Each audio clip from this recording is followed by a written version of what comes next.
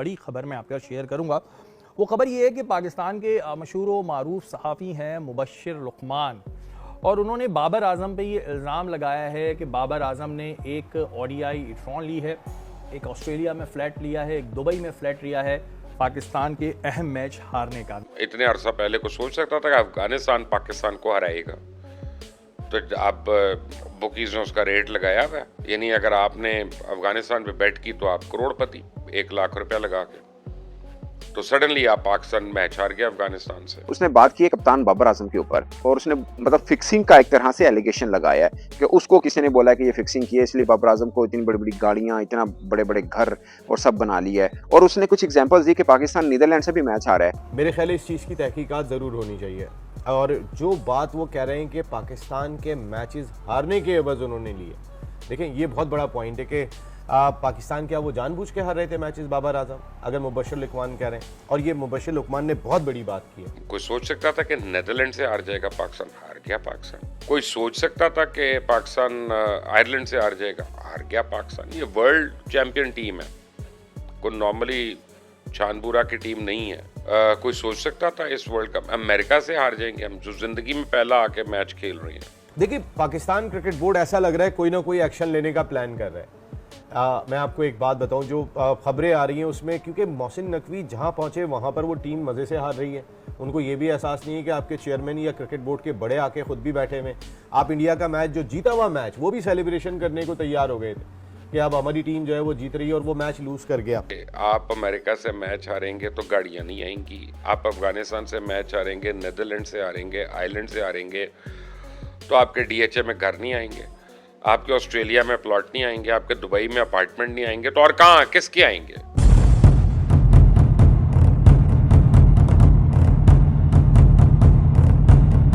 दोस्तों, पाकिस्तान के एक बहुत ही बड़े जर्नलिस्ट हैं मुबश्शिर लुकमान। उन्होंने बाबर सहित पाकिस्तानी क्रिकेट टीम पर ऐसे ऐसे इल्जाम लगाए हैं कि पूरे पाकिस्तान में भूचाल सा आ गया है। दोस्तों, कुछ दिन पहले खबर आई थी कि बाबर आजम ने एक ऑडी कार खरीदी है और दुबई और ऑस्ट्रेलिया में एक एक फ्लैट खरीदे हैं। और बाबर से जब सवाल किया गया कि ये कार कहाँ से आई, तो उन्होंने कहा कि ये कार मुझे मेरे भाई ने गिफ्ट की है। लेकिन मुबश्शिर लुकमान अब उन पर इल्जाम लगा रहे हैं कि बाबर को मैच हारने के बदले में ये कार उन्हें गिफ्ट की गई है। दोस्तों, जब से ये खबर आई है पाकिस्तान में हड़कंप मचा हुआ है।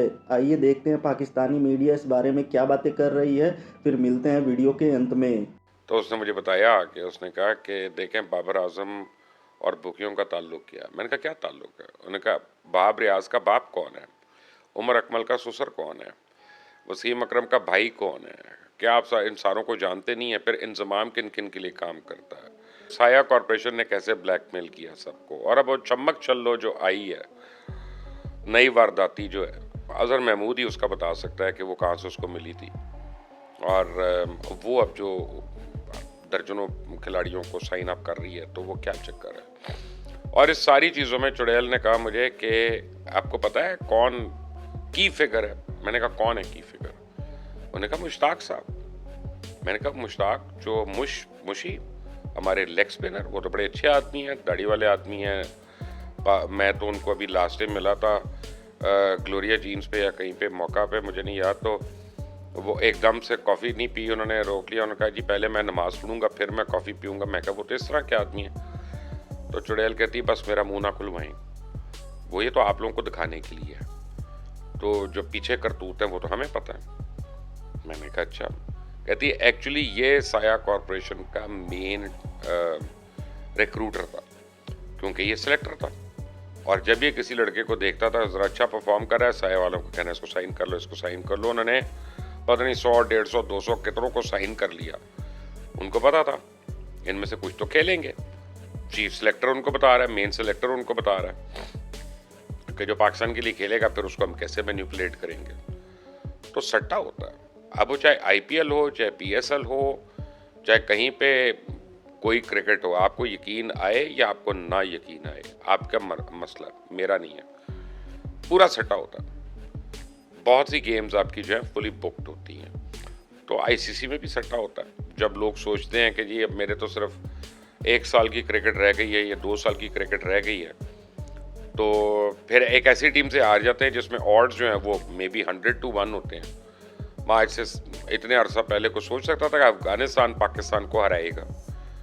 तो अब बुकीज ने उसका रेट लगाया हुआ कि जी 80 पैसे। अब यानी अगर आपने अफगानिस्तान पे बेट की तो आप करोड़पति, 1 लाख रुपया लगा के, तो सडनली आप पाकिस्तान मैच हार गया अफगानिस्तान से।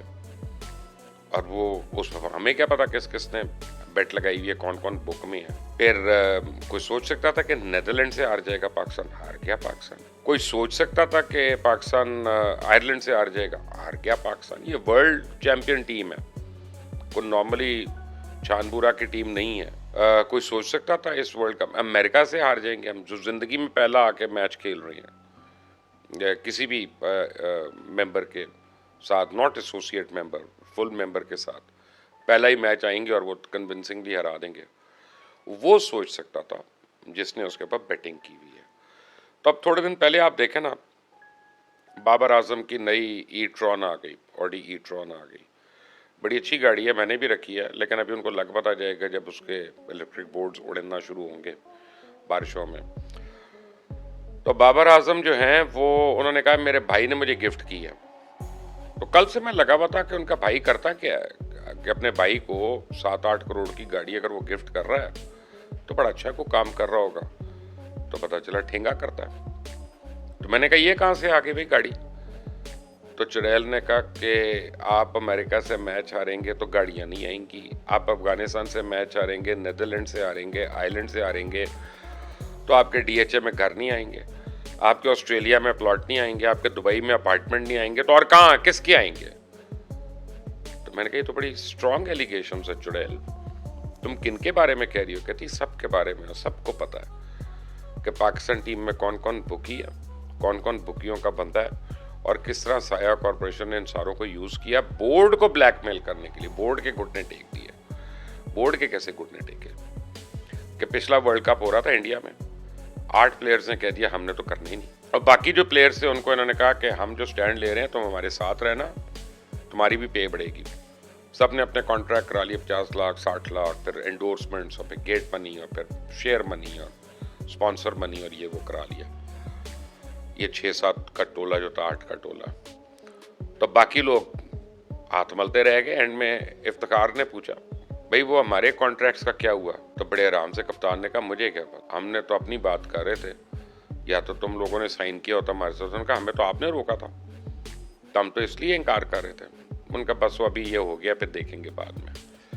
टीम में ग्रुपिंग वहां से शुरू हुई, टीम में लड़ाइयां वहां से शुरू हुई। फिर शाहीन अफरीदी को जिस तरह बाबर ने हटवाया, तो फिर शाहीन अफरीदी अकेला थोड़ी है, उसके पीछे शाहिद अफरीदी भी है। अब वही सारे कहना शुरू हो गया, मोहसिन नकवी को जाके बता रहे हैं थ्रू वहाब रियाज, वो भी बुकी का बेटा है, याद रखिएगा। अब तो पता नहीं उसका भाई करता है, कौन करता है बुक को, मुझे नहीं पता वाली बुक कौन करता है, लेकिन बहरहाल तारीख पूरी है उनकी। तभी तो सलमान भट्ट भी गया, तभी तो आसिफ भी गया, तभी तो आमिर भी गया, सारे एनीवे। और जाके उन्होंने मोहम्मद आमिर से बात की जी, और इमाद से बात की, उनको वापस ले आए, उसको पहला ओवर दे दिया, उसको स्ट्राइक बॉलर दिखा रहे हैं ताकि सुपर ओवर भी उसको दे रहे हैं कि ये जो शाहीन शाह अफरीदी है इसको गालियाँ ना पड़े, इसको कोई बुरा भला ना कहे, क्या तेरी परफॉर्मेंस क्या थी। मेन स्ट्राइक बॉलर वो है। उसके बाद हारिस रऊफ का देख लें आप, ये वो जो हमारा यंग लड़का है ना, जो बॉलर भी है और जिसको इंजरी हुई थी अभी, उससे बड़ा जेलस है। उसको ये नहीं चाह रहा था कि परफॉर्म करे, और इन्होंने बड़ा कोशिश की उसको काटने की, लेकिन टैलेंट बहरहाल होता है और टैलेंट दिखाया जाता है कि कहीं ना कहीं अपने आप को दिखाया जाता है। तो अब सारे अलग अलग जा रहे हैं। मोहम्मद आमिर वहीं से जा रहा है अपनी काउंटी खेलने, लीग खेलने, और सारे क्रिकेटर्स ने आगे साइन कर ली है। किसी ने श्रीलंका की साइन की हुई है, किसी ने मालदीव्स की साइन की हुई है, किसी ने बांग्लादेश की, कहीं कहीं इंग्लैंड में, कि 1 साल दबा कर ये लीगें खेलेंगे और अगले साल अपना जो है ये खुशो खुरम कहीं बैठ के कॉमेंट्रियाँ करेंगे और लाखों डॉलर कमाएंगे उस पर। दोस्तों, पाकिस्तानियों का मैच फिक्सिंग से बहुत पुराना नाता है। अभी हाल के वर्षों में देखा गया है कि पाकिस्तान नई नवेली और कमजोर टीमों से हारता ही जा रहा है, चाहे वो नीदरलैंड हो या आयरलैंड हो, जिम्बाब्वे हो या यूएसए हो। और भी ऐसे कई मैच जो पाकिस्तान जीत रहा होता है लेकिन अंत में हार जाता है। इन्हीं सब बातों को लेकर पाकिस्तानी जर्नलिस्ट मुबस्सिर लुकमान ने पाकिस्तानी क्रिकेटर बाबर आजम सहित पूरे क्रिकेट बोर्ड पर ही ये इल्जाम लगाया है कि क्रिकेट बोर्ड बाबर सहित मिलकर मैच फिक्सिंग करती है। लुकमान ने आगे कहा कि यूएसए और इंडिया से हारने के बदले बाबर आजम को एक ऑडी कार और ऑस्ट्रेलिया और दुबई में एक फ्लैट दिए गए हैं। अब पाकिस्तानी मीडिया में हड़कंप मचा हुआ है कि आखिर मुबस्सिर ने ये इल्ज़ाम कैसे लगा दिया, और पाकिस्तानी मीडिया ये भी कह रहा है कि अगर उनके पास कोई सबूत है तो वो आके दिखाएं, और पाकिस्तान क्रिकेट बोर्ड को इस बारे में जांच करनी चाहिए कि मुबस्सिर लुकमान द्वारा लगाए गए इल्ज़ाम सही है या गलत है। अब दोस्तों, ये बात सही है या गलत है ये तो हम नहीं बता सकते हैं, लेकिन हाँ, पाकिस्तानियों पर थोड़ा सा भी भरोसा नहीं किया जा सकता है। देखते हैं बाबर का आगे क्या होता है। दोस्तों, वीडियो में अंत तक बने रहने के लिए धन्यवाद। मिलते हैं अगले वीडियो में।